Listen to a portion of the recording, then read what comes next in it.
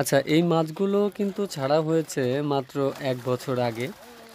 মাছের আকার বৃদ্ধির পরিমাণ নির্ভর করে আপনি কী সাইজের মাছ পুকুরে ছাড়বেন তার উপর, এবং এর সাথে আপনি কি খাবার দিচ্ছেন, কি পরিমাণ খাবার দিচ্ছেন তার উপরেও এই মাছের বৃদ্ধি নির্ভর করে। এই মাছগুলোকে কোনো প্রকার হাইব্রিড জাতীয় খাবার খাওয়ানো হয়নি। একেবারে সাধারণ বা স্বাভাবিক যে খাবারগুলো রয়েছে সেগুলো খাওয়ানো হয়েছে, যেমন চালের ভাত, সরিষার খোল, গমের আটা ইত্যাদি অথেন্টিক খাবারগুলো এই মাছগুলোকে খাওয়ানো হয়েছে। তো এই খাবারগুলো খাওয়ালে যেটা হয় যে সাধারণত মাছের বৃদ্ধি অল্প করে হয়, তবে এই মাছের স্বাদ ভালো থাকে, অর্থাৎ এই খাবারগুলোতে মাছ সুস্বাদু থাকে। তো আপনি যদি বাজারে যান সেখানে কিন্তু কিছু ফিড খাবার পাওয়া যায় যেগুলো মাছকে দ্রুত বৃদ্ধিতে সহায়তা করে, কিন্তু এই মাছের স্বাদগুলো একটু অন্যরকম হয়ে থাকে।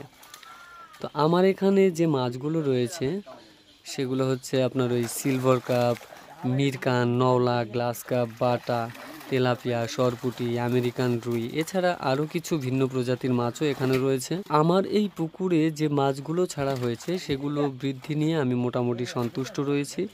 তবে এর মধ্যে আমেরিকান রুই যে মাছটা রয়েছে সেটা কিন্তু তুলনামূলকভাবে বৃদ্ধি হয়নি বললেই চলে। এর আর একটা কারণও রয়েছে, আর সেগুলো হচ্ছে এই আমেরিকান রুই মাছটা কিন্তু ভালো জাতের হয়নি। তো মাছের জাতের মধ্যে যদি সমস্যা থাকে, যদি সেরকম মাছের জাত ভালো না হয়, তাহলে মাছের বৃদ্ধিও কিন্তু সেইভাবে হয় না। আর আমার পুকুরের এই আমেরিকান রুই আমি যত দিনই পুকুরে রাখি না কেন এবং যত খাবারই আমি খাওয়াই না কেন, এর শারীরিক বৃদ্ধি কিন্তু হবে না, কারণ এর জাতটাই এরকম। আর আমার এই পুকুরে আমি যখন মাছগুলো ছেড়েছি তখন আমি কিন্তু একটা মানুষের কাছ থেকে এই মাছগুলো নিইনি, বিভিন্ন প্রকার মানুষের কাছ থেকে মাছগুলো নিয়েছি। আর তারা হচ্ছে ওই ফেরি করে মাছ বিক্রি করে, মানে ওই পোনা টোনা নিয়ে এসে আপনার ওই পাতিলে করে বিভিন্ন জায়গায় গিয়ে ওরা বিক্রি করে, আমি সেখান থেকে মাছগুলো নিয়েছি। তো এই জায়গাগুলো থেকে মাছ নিলে যে বিষয়টি হয় যে অনেক ক্ষেত্রেই প্রতারণার শিকার হতে হয়। তো আপনারা যদি এই মাছগুলো নেন ওদের কাছ থেকে, সেক্ষেত্রে আপনাদের একটু সাবধান থাকতে হবে। আর যারা বাণিজ্যিকভাবে বড় পরিমাণে মাছ চাষের উদ্যোক্তা হতে চান, তো তারা কিন্তু মৎস্য অধিদপ্তর থেকে প্রশিক্ষণ নিলে আপনাদের জন্য সুবিধা হবে।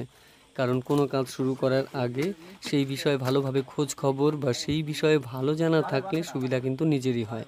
তো ঠিক আছে, আজ এ পর্যন্তই। ভালো থাকবেন সবাই, ধন্যবাদ। একমাত্র ডিম ফুটে হলো বিকেলে, বুঝছে?